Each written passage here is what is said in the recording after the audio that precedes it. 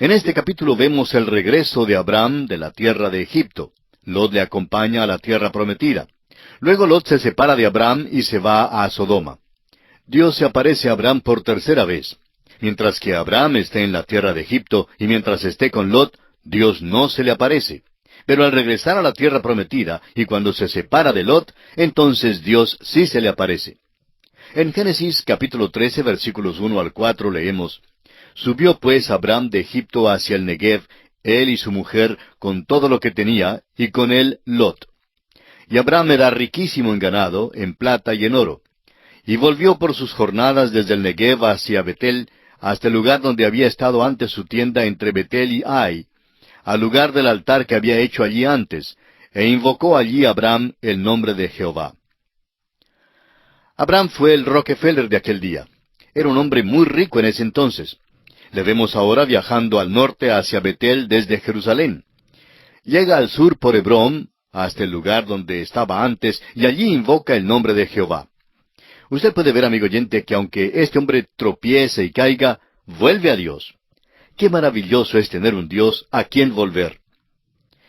Luego podemos ver que Abraham y Lot se separan por contienda entre los pastores del ganado. Leemos en los versículos 5 al 7. También Lot, que andaba con Abraham, tenía ovejas, vacas y tiendas. Y la tierra no era suficiente para que habitasen juntos, pues sus posesiones eran muchas, y no podían morar en un mismo lugar.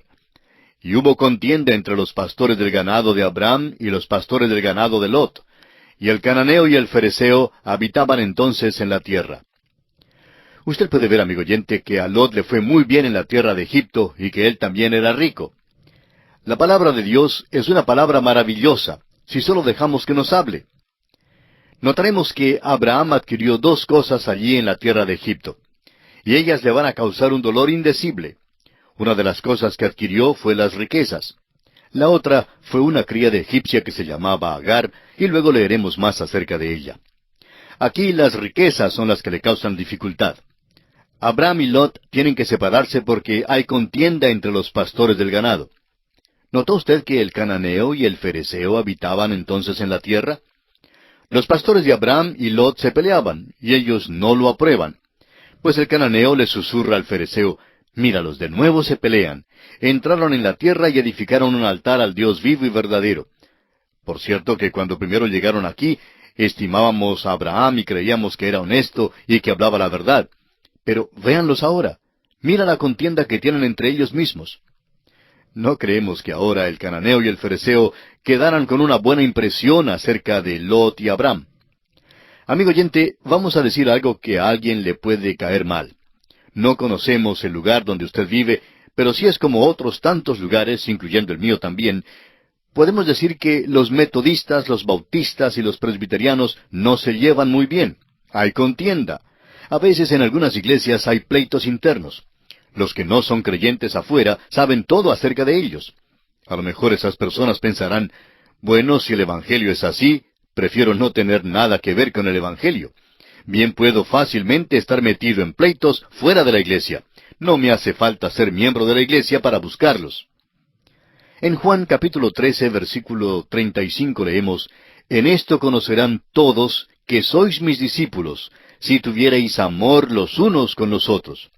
Esto es lo que dijo nuestro Señor Jesús. No dijo que los hombres sabrían que somos sus discípulos si somos fundamentalistas y organizamos una iglesia. Por supuesto que no. Si tuviereis amor los unos con los otros. El fereceo y el cananeo, ellos sí saben cuando hay pleitos en las iglesias, amigo oyente. Hay muchísimas personas que hoy no son ganadas para Cristo por causa de los pleitos que hay en las iglesias. El fereceo y el cananeo estaban viviendo en la tierra, y todavía viven en la tierra, y están muy cerquita de la iglesia suya.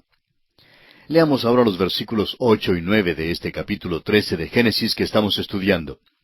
Entonces Abraham dijo a Lot: No hay ahora altercado entre nosotros dos, entre mis pastores y los tuyos, porque somos hermanos. ¿No está toda la tierra delante de ti? Yo te ruego que te apartes de mí. Si fueres a la mano izquierda, yo iré a la derecha, y si tú a la derecha, yo iré a la izquierda. Es Abraham quien enfrenta el problema y hace la separación. Decimos que él es un gran hombre porque se requiere una nobleza de carácter para decir lo que le dijo a Lot. Abraham le pide a Lot que escoja lo que quiera, y él está dispuesto a quedarse con lo que sobre. En los siguientes versículos, comenzando con el 10 hasta el 13, leemos: Y alzó Lot sus ojos, y vio toda la llanura del Jordán, que toda ella era de riego, como el huerto de Jehová, como la tierra de Egipto en la dirección de Zoar, antes que destruyese Jehová a Sodoma y a Gomorra. Entonces Lot escogió para sí toda la llanura del Jordán, y se fue Lot hacia el oriente, y se apartaron el uno del otro. Abraham acampó en la tierra de Canaán, en tanto que Lot habitó en las ciudades de la llanura, y fue poniendo sus tiendas hasta Sodoma. Mas los hombres de Sodoma eran malos y pecadores contra Jehová en gran manera. Lot escogió un lugar bello. Es interesante pensar que Lot vivía con Abraham en la tierra. Sin duda que Lot al llegar la noche subiría el faldón de la tienda donde dormía y echaría un vistazo diciéndole a su señora: «Mi amor, ¿no es una vista muy bella lo que vemos allá abajo?». Por la mañana se levantaría y diría: «Pues parece ser tan atractivo por allá. La hierba siempre se ve más verde en aquel pasto». Y cuando llegó el día en que Lot tuvo que hacer la decisión de a dónde ir, sabemos la dirección que escogió. Ningún hombre cae de repente. Siempre ocurre durante un período. Sube el faldón de la tienda y comienza a ponerla hasta Sodoma, y ese es el principio. Y alzó Lot sus ojos y vio toda la llanura. Y va hacia aquella dirección. Ese fue el más grande error que Lot cometió en su vida. Veremos más adelante lo que le sucedió a él, a su esposa y a su familia en la ciudad perversa de Sodoma. Leamos ahora el versículo 14. Y Jehová dijo a Abraham, después que Lot se apartó de él: «Alza ahora tus ojos y mira desde el lugar donde estás hacia el norte y el sur, y al oriente y al occidente». Esta es la tercera vez que Dios se aparece a Abraham. De nuevo le describe la tierra que va a darle. Al continuar Dios apareciéndosele a Abraham, y más tarde también a los otros patriarcas, Dios puso límites por todos lados de la tierra. En otras palabras, les puso una frontera y les señaló exactamente los límites de aquella tierra. Dios fue muy específico en cuanto a esto. Aquí mismo nos gustaría insertar este pensamiento. Los hombres deben deshacerse de los himnos que expresan que el cielo está en un lugar indefinido. Permítanos decirle, amigo oyente, que el cielo es un lugar verdadero. No es, como expresan unos himnos, una isla hermosa en alguna parte del más allá. Es un lugar muy definido. La palabra de Dios es muy específica, y en el libro de Apocalipsis Dios lo declara muy específicamente. Le pone un límite a su alrededor y podemos saber algo de él. Dios no trata con algo que es teórico, sino con lo que es real y verdadero. Leemos en el capítulo 13, del 15 al 18, «Porque toda la tierra que ves, la daré a ti y a tu descendencia para siempre, y haré tu descendencia como el polvo de la tierra, que si alguno puede contar el polvo de la tierra, también tu descendencia será contada. Levántate, ve por la tierra a lo largo de ella y a su ancho, porque a ti la daré». Abraham, pues, removiendo su tienda, vino y moró en el encinar de Mamre, que está en Hebrón, y edificó allí altar a Jehová. Usted puede ver, amigo oyente, lo que hace Dios por este hombre. Ahora le señala la tierra y le dice lo que está en ella. También le confirma el hecho de que va a tener una descendencia grande. Sabemos qué fue lo que hizo Abraham. Es muy interesante que en el rollo del Mar Muerto se describe esta porción particular del libro de Génesis. Nos da un relato directo de Abraham al caminar por la tierra a lo largo y a lo ancho de ella. Era una tierra maravillosa en aquel día. Vemos que Abraham se mudó de nuevo, pero donde quiera que iba, edificaba un altar. Siempre se podía saber dónde había estado Abraham. Él dejaba su testimonio. Los hombres han dejado una huella en la luna. Dejaron una bandera allá con este pequeño lema: «Hemos venido en paz». No dejaron una Biblia, la palabra de Dios. Bueno, no hubiera hecho ningún bien de todos modos, pero sí revela la diferencia en la edad y en el pensamiento del período en que vivimos. Lo importante para Abraham era un altar al Señor, y es exactamente lo que edificaba donde quiera que iba. Ahora, Mamre significa riquezas, y Hebrón significa comunión. Ese es un lugar maravilloso para vivir. Al parecer fue el hogar de Abraham y allí está enterrado. Es el lugar donde deseaba estar.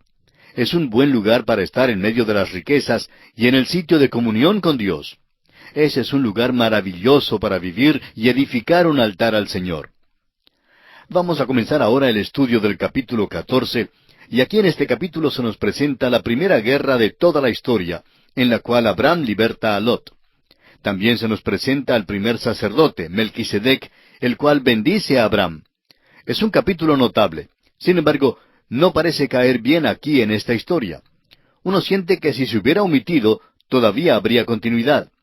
A pesar de esto, es uno de los capítulos más importantes en el libro de Génesis. Leamos los versículos 1 y 2 del capítulo 14.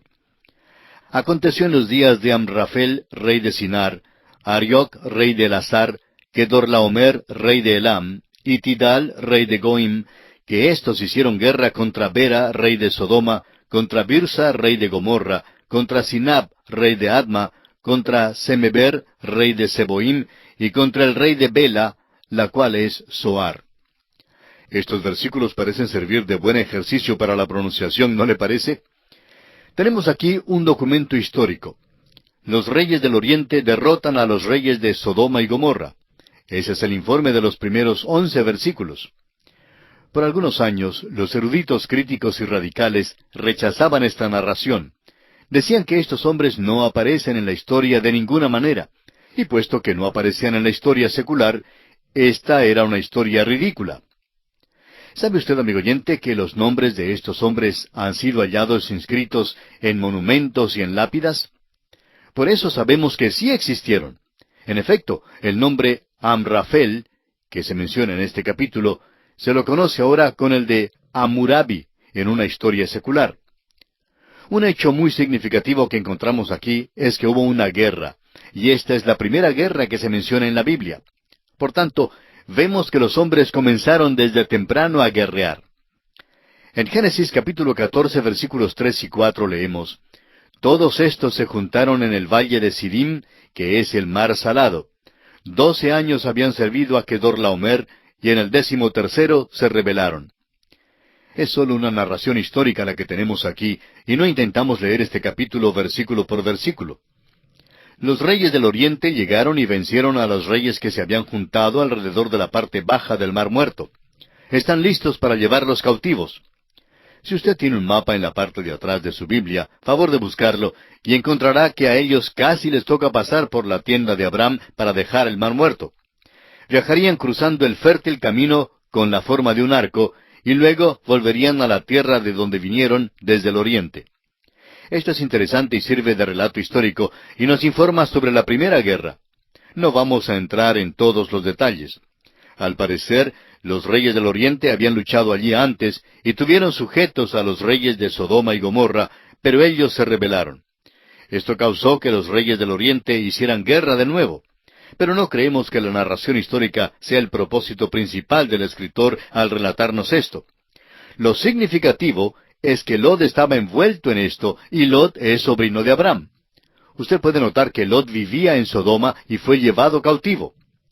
Como ya hemos sugerido, cuando los reyes del Oriente salieron de la región de Sodoma y Gomorra, viajaron hacia el norte por la orilla oeste del Mar Muerto.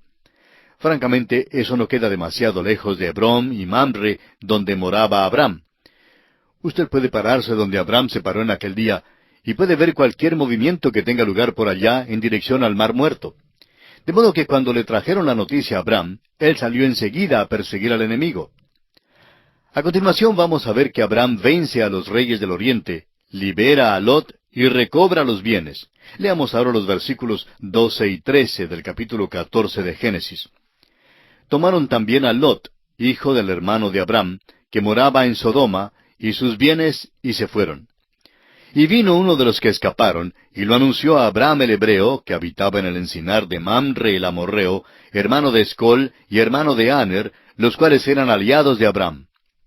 Vemos aquí que Abraham está acompañado de un grupo de hombres.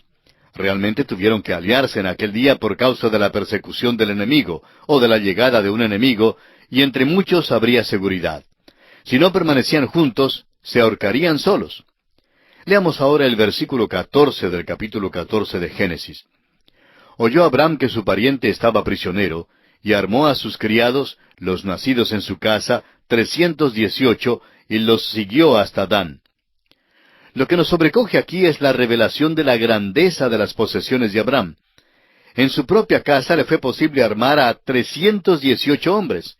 Esto es sin contar las mujeres, ni los niños, ni los ancianos. Además, Abraham está ocupándose de un negocio bastante regular en esa región, con grandes grupos de ganado, los cuales él criaba. Lleva pues a sus hombres y persiguen al enemigo hasta Dan, que queda en el norte.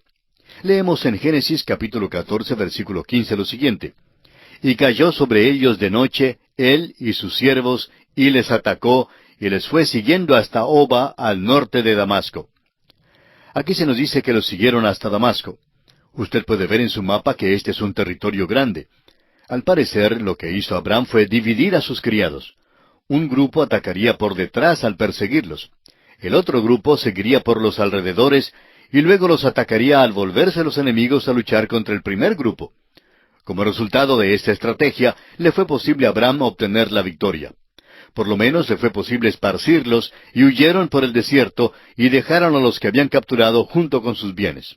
Leamos ahora el versículo 16, que dice, Y recobró todos los bienes, y también a Lot su pariente y sus bienes, y a las mujeres y demás gente. Es evidente que estaban llevándose a los hombres para que sirvieran de esclavos. Abraham ha libertado a estas personas. Por supuesto que lo hizo porque su sobrino Lot y su familia estaban entre ellos. Esa es la razón por la cual todo esto se describe aquí. Veremos otra razón al seguir nuestro estudio, pero no hay ningún capítulo que se excluya. Cada uno tiene un propósito. Este capítulo cae bien con la vida de Abraham y es importante que lo sepamos. Leamos ahora los versículos 17 hasta el 20. Cuando volvía de la derrota de Kedorlaomer y de los reyes que con él estaban, salió el rey de Sodoma a recibirlo al valle de Sabe, que es el valle del rey.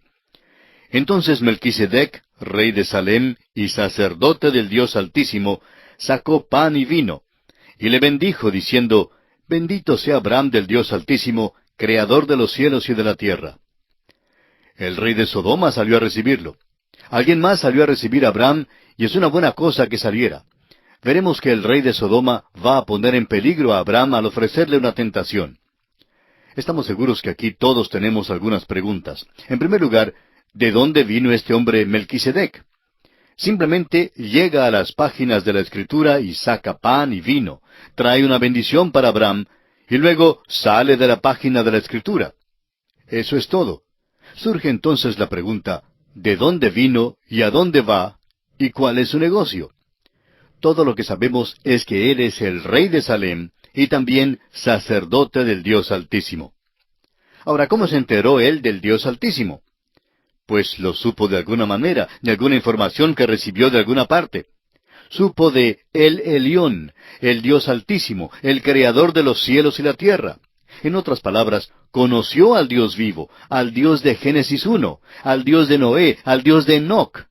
Este es el Dios único, no es simplemente una deidad local.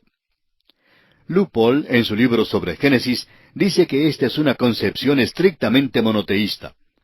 En su libro El origen de la religión, el Dr. Swamer dice que esto revela que existía el monoteísmo antes que el politeísmo. En otras palabras, todos los hombres tenían un conocimiento del Dios verdadero y del Dios vivo. El apóstol Pablo en su carta a los Romanos capítulo 1 versículo 21 dice, Pues habiendo conocido a Dios, no le glorificaron como a Dios, ni le dieron gracias, sino que se envanecieron en sus razonamientos, y su necio corazón fue entenebrecido. Pablo dice que por esta causa comenzaron a adorar a las criaturas antes que al Creador. Sin embargo, nos encontramos aquí con un hombre quien es sumo sacerdote. Es sumo sacerdote para el mundo de aquellos días. Tenía un conocimiento del Dios vivo y verdadero, y era sacerdote del Dios vivo y verdadero. Llega y le trae pan y vino a Abraham. Aquellos son los elementos de la cena del Señor. Y nos preguntamos, ¿en qué pensaba y cuánto sabía Melquisedec? Se hace mención de Melquisedec 3 veces en la Escritura. Aquí se presenta históricamente. Luego se le menciona en el Salmo 110, y allí se le presenta proféticamente. Dice el versículo 4 del Salmo 110, Juró Jehová y no se arrepentirá. Tú eres sacerdote para siempre, según el orden de Melquisedec. Se le menciona también algunas veces en la epístola a los Hebreos, Y al llegar allí en nuestro estudio hablaremos mucho en cuanto a Melquisedec. Hebreos capítulo 7, versículo 3 dice, sin padre, sin madre, sin genealogía, que ni tiene principio de días, ni fin de vida, sino hecho semejante al Hijo de Dios, permanece sacerdote para siempre. Ahora entendemos por qué no se dice nada en cuanto a su origen. No se dice nada en cuanto al padre ni a la madre, y parece muy extraño porque el libro de Génesis es un libro que habla sobre las familias. Se interesa mucho en contar los principios de las familias, y cada vez que se hace mención de un hombre importante, se describe su línea con todo interés. Es el hijo de fulano de tal, o estas son las generaciones de fulano de tal. Son frases conocidas que encontramos en el libro de Génesis. Pero no se nos cuenta nada en cuanto a la familia de Melquisedec.